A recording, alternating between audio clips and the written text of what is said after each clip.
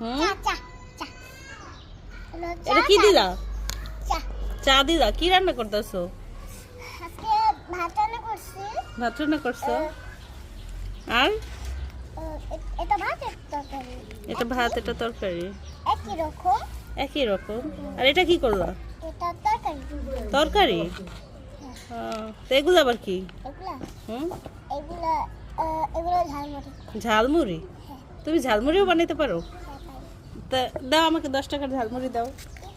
হ্যাঁ। ঝালমুড়ি তো সব পড়েই গেল। অল্প একটু পরে ছাড় আছে। অল্প একটু পরে ছাড়ও আছে। আমাকে কিন্তু ঝাল বেশি দিও। ঝাল? হ্যাঁ, না, এটা দাও। ঝালমুড়ি বানাইতেছে। দিয়ে দিলাম। কিন্তু আমি তো ঝালমুড়ি খেতে চাই না, আমি তো ইফতারি খেতে চাই। ইফতারি, এই যে এটা ঝালমুড়ি ইফতারি। এটাই ঝালমুড়ি, এটাই ইফতারি। ঝালমুড়ি ইফতারি। ঝালমুড়ি ইফতারি। যাক, ভালোই।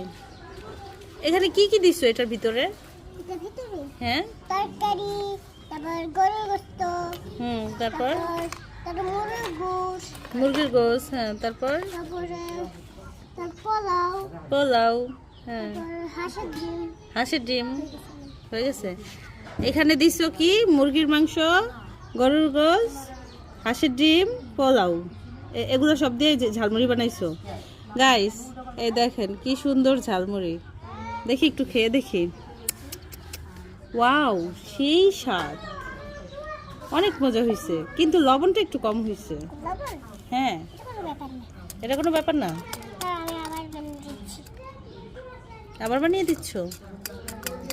আমি এবার খাসির গোশ দিয়ে ঝালমুড়ি খেতে চাই। হাঁসের গোশ দিয়ে? হ্যাঁ। আচ্ছা, ওই যে একটা। ঠিক আছে, আচ্ছা। ওকে। ইস, তা রান্না করো। ওই